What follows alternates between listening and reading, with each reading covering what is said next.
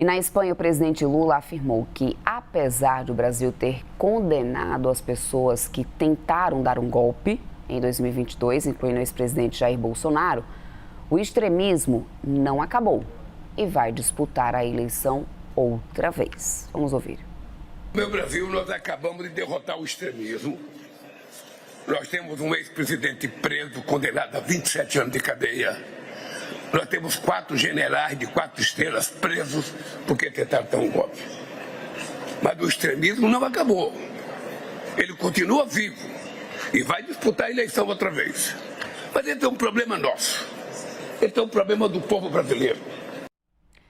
Isabel Mega, minha querida analista aqui da CNN, que chega agora na nossa programação e para comentar um pouco tanto dessa fala do presidente Lula como dessa pesquisa, justamente porque é uma fala que está totalmente atrelada à realidade do que a gente tem visto nos números, né, Isabel? Uma polaridade que ainda existe muito claramente entre os eleitores brasileiros, né, minha querida? Boa tarde para você. Oi, Débora. Boa tarde para você, para quem está chegando agora também aqui na programação da CNN Brasil. De fato, tem uma correlação direta com Lula também querer alimentar a polarização e levantar muito o que foi o mote da campanha do PT em 2022, quando se falava muito da democracia em risco, dos extremismos e do quanto a gente tinha um cenário ligado a riscos para o país caso Jair Bolsonaro vencesse as eleições novamente.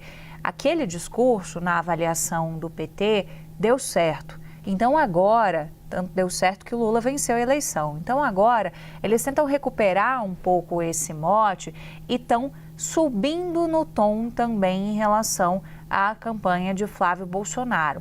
Era um tipo de comportamento que era aguardado, está ainda no início na avaliação de petistas, mas era aguardado sobretudo diante desse momento que a gente está, em abril, que ainda é uma fase de pré-campanha, não é campanha efetiva, mas que a gente vê uma consolidação dos patamares de intenção de voto a Flávio Bolsonaro em diferentes institutos de pesquisa. Você acabou de trazer dados de um desses institutos.